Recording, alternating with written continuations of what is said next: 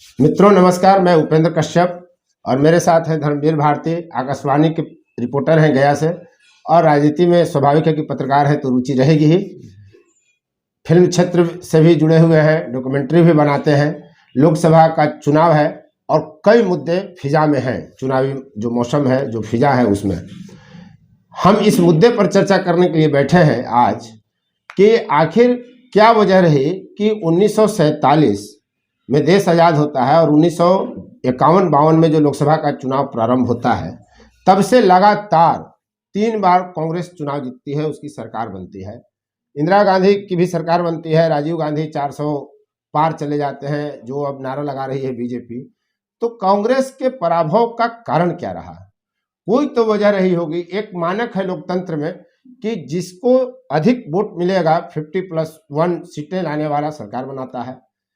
फिर क्या कारण रहा कि जब राजीव गांधी, जिसको बहुत बड़ा लेजेंड पर्सन बताती है कांग्रेस, कि बहुत बड़े नेता थे, ये थे वो थे, ये तो तय है ना कि मां की मृत्यु से उपजी सहानुभूति के कारण 400 पार हो गए थे धर्मवीर जी, बिल्कुल। और उनकी सरकार बनी। लेकिन उन्होंने इतना अच्छा काम किया इस देश के विकास के लिए, इतना बड़ा योगदान दिया कि उसके बाद आज तक कांग्रेस बहुमत में नहीं आई। तो ये कैसे उपलब्धि रही? जो लोग बताते हैं कि लीजेंड पर्सन थे, बहुत बड़े दूरदर्शी नेता थे, कंप्यूटर देश में लाया, विकास लाया, उन्होंने ही कहा था कि 1 रुपया हम भेजते हैं तो ग्रामीण जो लाभुक है उसके पास 15 पैसा पहुंचता है, यानी 85% रिश्वतखोरी में पैसा धन चला जाता था। बिल्कुल। तो जब उन्होंने ये बात कही थी लगभग 1984 के पहले या 85 में, लगभग उन्होंने कहा था 85-86 में, तो 1947 से लेकर 1985 तक का सत्य भी तो यही होगा ना कि 85% कमीशन में जाता होगा, इसीलिए देश गरीब रहा। बिल्कुल। क्या योगदान रहा राजीव गांधी का कि आज कांग्रेस तरस रही है? विपक्ष का नेता नहीं बन सकी कांग्रेस। देखिए, राजीव गांधी हमारे देश के पहले युवा नेता थे और बहुत अच्छे व्यक्तित्व था उनका, इसमें कोई शक नहीं है। लेकिन कहने का मतलब है कि जब राजतंत्र को चलाने वाला यदि एक परिवार से होता है तो निश्चित है कि उसके नीचे बहुत सारे चापलूस होंगे। ये तो तय है, वो होंगे, चापलूस होंगे। आप भले ही अच्छा करना चाहें लेकिन आप अच्छा नहीं कर सकते हैं, कारण कि आपके नीचे जितनी भी कड़ी जुड़ी हुई है, जो जनता तक पहुंचती है, वो कड़ी सारे भ्रष्ट कड़ी है। तो आपको अगर किसी भी चीज़ का श्रेय मिलता है तो जब आपके लेग जो होते हैं, आपके जो कड़ी जो जनता से जुड़ी होती है, अगर वो दुरुस्त है तो सही मैसेज पहुंचेगा। और अगर वायर में ही जर्जर है, कहीं कटा है, कहीं छटा है, तो जनता तक मैसेज जाएगा नहीं ढंग का, फिर जनता तो आपसे नाराज होगी ही। तो ये तो नेता और संगठन का दोष है ना। आप परिवार को जब आगे बढ़ाते हैं तो परिवारवादी पार्टियां, आज परिवारवाद एक बड़ा मुद्दा है।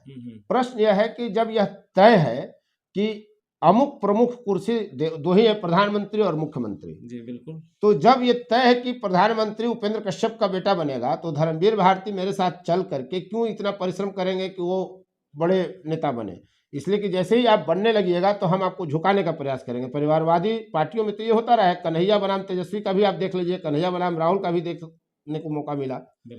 तो जो ओजस्वी नेता होगा उसको कुछ मिलेगा नहीं, मिलता है चापलूस को।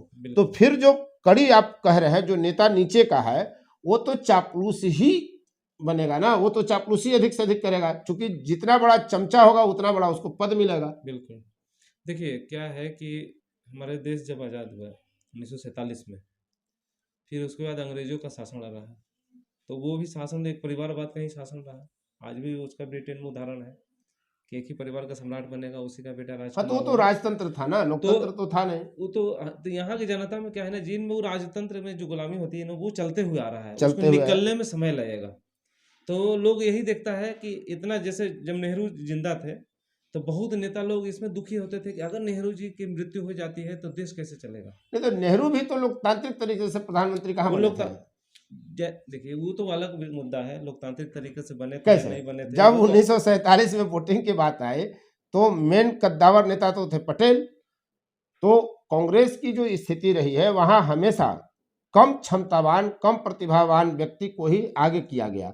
जैसे नेहरू जिस समय थे, ऐसा नहीं था कि कांग्रेस में सबसे दिग्गज नेता वही थे, उन पर भारी पड़ रहे थे पटेल, यहाँ तक कि जिन्ना तक की बात कही जाती है। लेकिन पटेल जब प्रधानमंत्री बनने की बात आए तो 12 वोट पटेल को मिला और 3 वोट 15 में इनको मिला था नेहरू को, और तभी गांधी के अड़ने पर वो बन गए। देखिए, गांधी जी के तो वारिस माने ही जाते थे, लोग कहते थे, वो अलग मुद्दा है, लेकिन वो एक और किसी के वारिस थे, तो वो अंग्रेजों के ही वारिस भी थे ना, वो अंग्रेजी सत्ता के बहुत आनंद भवन नजदीक थे, मोतीलाल नेहरू ने दे दिया कांग्रेस पार्टी चलाने के लिए, और गांधी उसमें प्रभावित हो गए। प्रभावित हो गए नहीं है। और जो जिस समय ब्रिटेन से जो सत्ता हमारा देश कंट्रोल होता था, तो ब्रिटेन के भी तो नजदीक थे।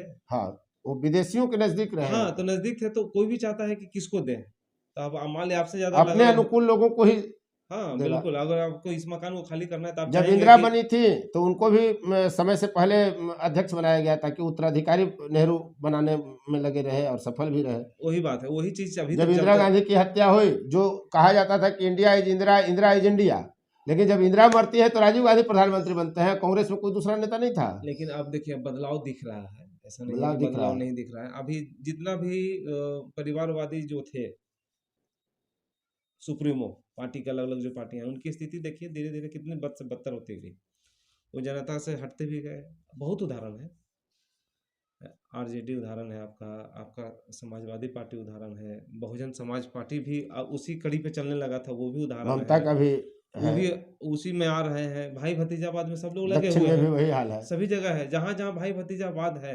तो देखिए, आज की पीढ़ी जो है वो अलग टाइप की पीढ़ी हो गई है, उसको उससे मतलब यानी नहीं गुलाम है। मानसिकता से निकलने वाली निकलने पीढ़ी वाली अब पीढ़ी है, गुलाम, सक्रिय हो हाँ रही है। बिल्कुल सक्रिय हो रही है। आज भी देखिए कि जो पहले हम जब बचपन में थे तो गांव में बहुत भेदभाव होता था, उसके साथ नहीं उठना है, उसके साथ नहीं बैठना है, जो भी है।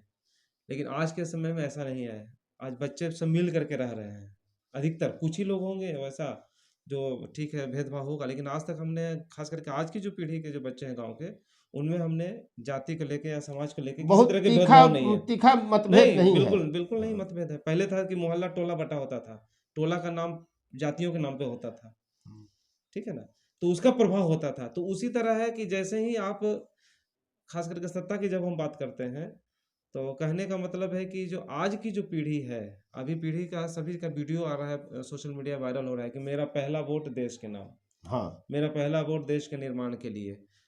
तो सोचिए कि इतना उत्साह जो था पहले के पीढ़ियों में नहीं होता था वोट देने के लिए। अब तो वहाँ पर मत प्रतिशत भी बहुत कम रहा है। बिल्कुल। और अब जो है, पीढ़ी जो है वोट देने के लिए उत्सुक है, लोगों को फेसबुक के माध्यम से हो, सोशल मीडिया जैसे भी माध्यम है उसका, वो उसका प्रचार प्रसार कर रहे हैं।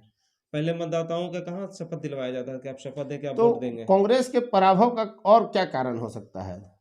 देखिए, कांग्रेस का, देखिए बहुत सारी चीजें हैं, आप बदलाव नहीं करते हैं उसमें। 2004 से 14 तक लगातार सत्ता रही, हम्म, मनमोहन सिंह प्रधानमंत्री रहे, और फिर अगर आप देखिए कि लगातार पराभव की तरफ है। देखिए मनमोहन सिंह तो बहुत ईमानदार चेहरा, आज भी उदाहरण है, बिल्कुल देश विदेश सभी जगह उनका पैठ था।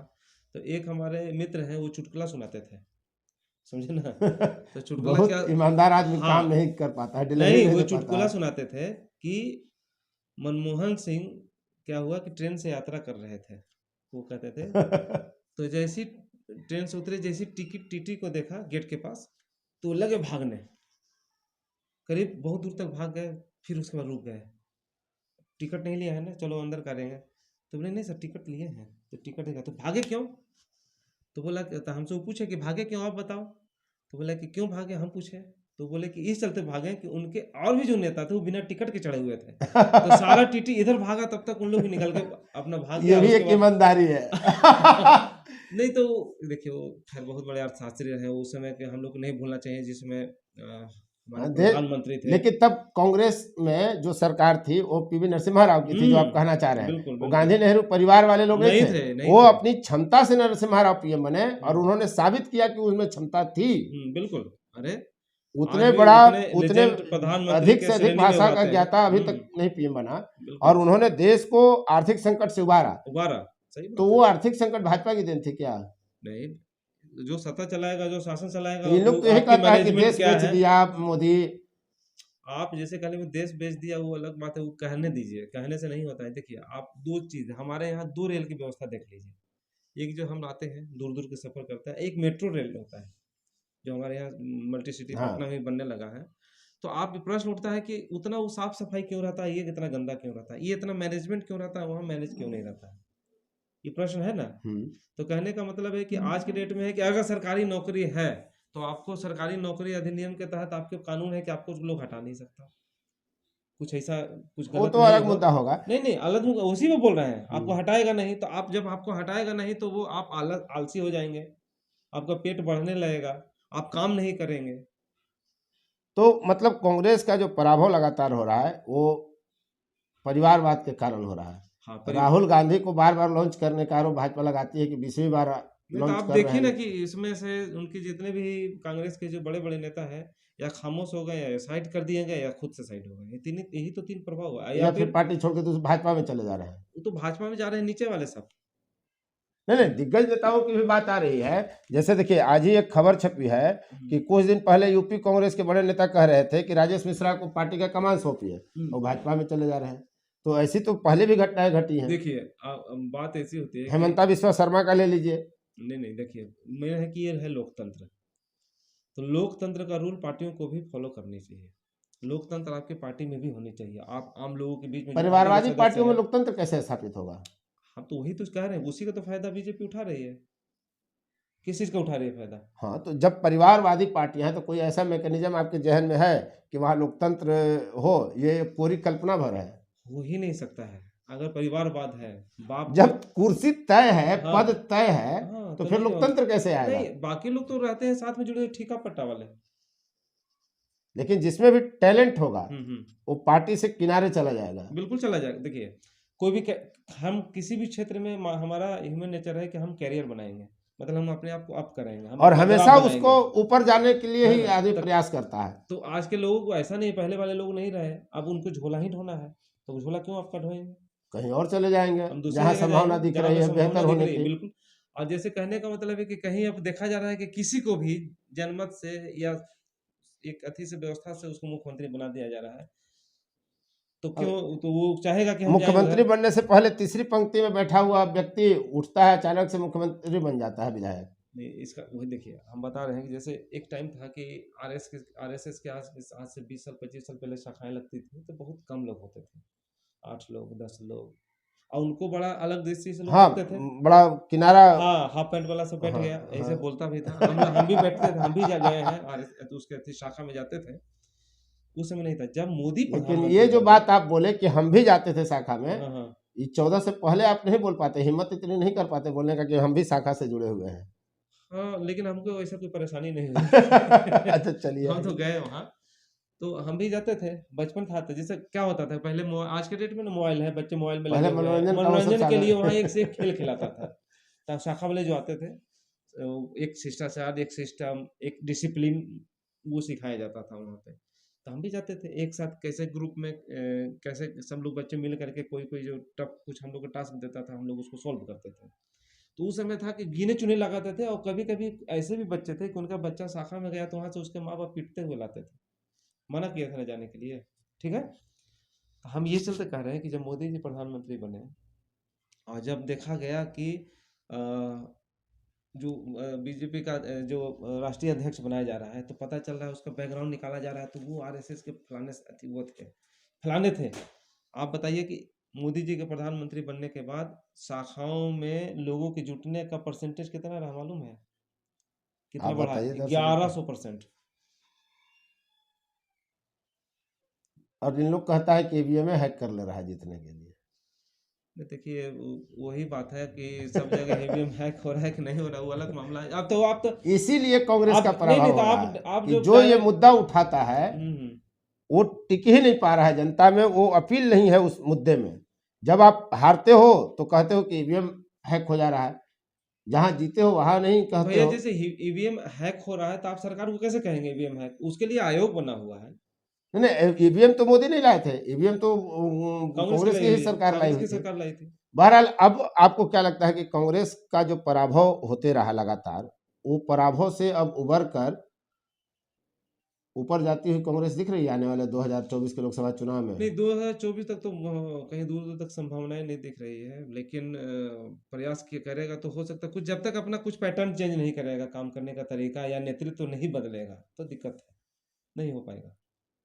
अब सोनिया जी को अब भेज रहे हैं हम लोग, राज्यसभा। पहले काहे नहीं भेजे? पहले भेज देते ना, क्यों नहीं भेजे पहले? अभी क्यों भेज रहे हैं? अब तो बेचारा आधा बीमार रहती हैं। अब- वो रैली में कई बार रैलियों में सुना है मैंने, अखबार में, न्यूज में, कि थोड़ा सा 1 किलोमीटर रैली में जहाँ घूमे तो सफोकेशन से उनको बेहोश हो जाती हैं, उल्टियाँ होने लगती है, तबीयत खराब हो जाती है उनकी। तो उम्र कहने भी का हो गई है। उम्र भी हो गई उनकी। अरे तो जब समय था तो पहले भेजना चाहिए था, नहीं भेजा, ये सब गलत बात है। कारण कि वो अच्छी नेत्री रही हैं। आप सोचिए 10 साल सत्ता को चलाया है उन्होंने, तो विपक्ष में अच्छे लोग को बैठना चाहिए, ऐसे लोग को बैठना चाहिए, सोनिया गांधी जैसे लोग बैठे राहुल हैं गांधी विपक्ष को में। नहीं। हाँ, राहुल गांधी अभी सीख रहे हैं, सीखने तब तक तो रिकॉर्ड बना देगा हाँ? नरेंद्र मोदी, तो रिकॉर्ड बना देंगे, नेहरू का रिकॉर्ड तोड़ देंगे ये। हाँ, तो वो तो टूटना ही है। और टूटना है। वो आगे अब उसके बाद उनके टूटने के बाद फिर रिकॉर्ड, उसके बाद 1 कड़ी 2 कड़ी आगे बढ़ेगा।